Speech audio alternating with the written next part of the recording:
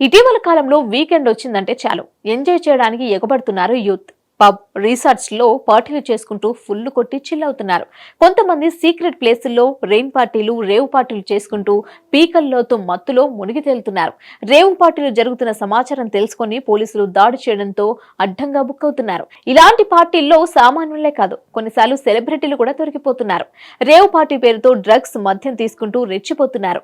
Birthday party పేరుతో silicon city Bengaluru సమీపంలో ఆదివారం రాత్రి రేవ్ పార్టీ జరిగింది. ఎలక్ట్రానిక్ సిటీ సమీపంలోని జిఆర్ ఫామ్ హౌస్ లో బర్త్డే పార్టీ పేరుతో పెద్ద ఎత్తున రేవ్ పార్టీని నిర్వహించారు. రేవ్ పార్టీ జరుగుతుందన్న పక్కా సమాచారం అందుకున్న పోలీసులు రైడ్ చేశారు. ఈ పార్టీలో మందుతో పాటు పెద్ద ఎత్తున డ్రగ్స్ ను కూడా పోలీసులు స్వాధీనం చేసుకున్నారు.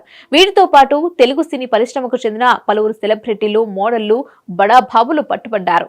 ఆంధ్ర, బెంగళూరుకు చెందిన దాదాపు 100 మందికి పైగా పార్టీకి హాజరయ్యారు. వారిని పోలీసులు అదుపులోకి తీసుకున్నారు. ఈ క్రమంలో టాలీవుడ్ కు చెందిన కొందరిని పోలీసులు విచారిస్తున్నట్లు సమాచారం. కన్నడ మీడియాలో నటి హేమ పేరు మారుమోగుతోంది. దీనిపై వెంటనే సినీ నటి హేమ స్పందించారు. నేను హైదరాబాద్ లోనే ఉన్నాను, నాకు బెంగళూరు రేవ్ పార్టీతో సంబంధం లేదని వెల్లడించారు. అనవసరంగా నన్ను లాగుతున్నారు. కన్నడ మీడియా, సోషల్ మీడియాలో వస్తున్న వార్తల్లో నిజం లేదని వివరించారు. ಪಾರ್ಟಿಯಲ್ಲಿ ಭಾಗಿಯಾಗಿದ್ದವರನ್ನ ಕರೆತಂದು ಅವರನ್ನ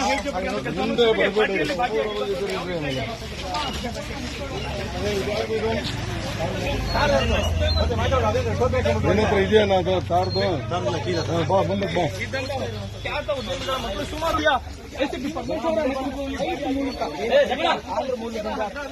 ಆಯೋಜಕರು ಫ್ಲೈಟ್ ಮೂಲಕ ಜನರನ್ನ ಕರೆಸಿ ಒಂದು ಪಾರ್ಟಿಯಲ್ಲಿ ವೀಕ್ಷಣೆ ಮಾಡ್ತಾ ಇರಬಹುದು. ಒಂದು ರೈಡ್ ನಂತರ ಅವ್ರನ್ನ ತರ್ತಕ್ಕಂಥದ್ದು ರಾತ್ರಿ ತಡರಾತ್ರಿಯಲ್ಲಿ ಒಂದು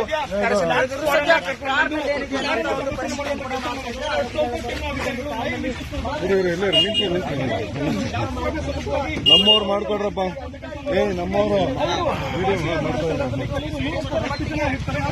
ಕೆಲವೊಂದಷ್ಟು ಮಂದಿ ಎಸ್ಕೇಪ್ ಆಗಿರುವಂತದ್ದು, ಅವರ ಬಗ್ಗೆ ಮಾಹಿತಿ ಕಲಾಕುವಂತ ಕೆಲಸವನ್ನು ಕೂಡ ಅಧಿಕಾರಿಗಳು ಮಾಡ್ತಿದ್ದಾರೆ. ನೋಡ್ತಾ ಇರಬಹುದು ಈಗ ವಿಜುವಲ್ಸ್ ನಲ್ಲಿ ಅಧಿಕಾರಿಗಳು ಪರಿಶೀಲನೆ ಮಾಡ್ತಾ ಇರುವಂತಹ ಅವರು ಕಳೆದ ಕೆಲವು ವರ್ಷಗಳಿಂದಲೂ ಕೂಡ ಬೆಂಗಳೂರಿನಲ್ಲಿ ಈ ಒಂದು ರೇವ್ ಪಾರ್ಟಿ ನಡೀತಾ ಇದೆ. ಏನು ಹೈದರಾಬಾದ್ ಮೂಲದಿಂದ ಆಂಧ್ರಪ್ರದೇಶದಿಂದ ಜನರು ಬಂದಿರ್ತಾರೆ, ಅವರು ಕೂಡ ಈ ಒಂದು MDMA ಮಾತ್ರೆಗಳು ಇದಾವೆ, ಕೊಕೇನ್ ಇದೆಯಾ,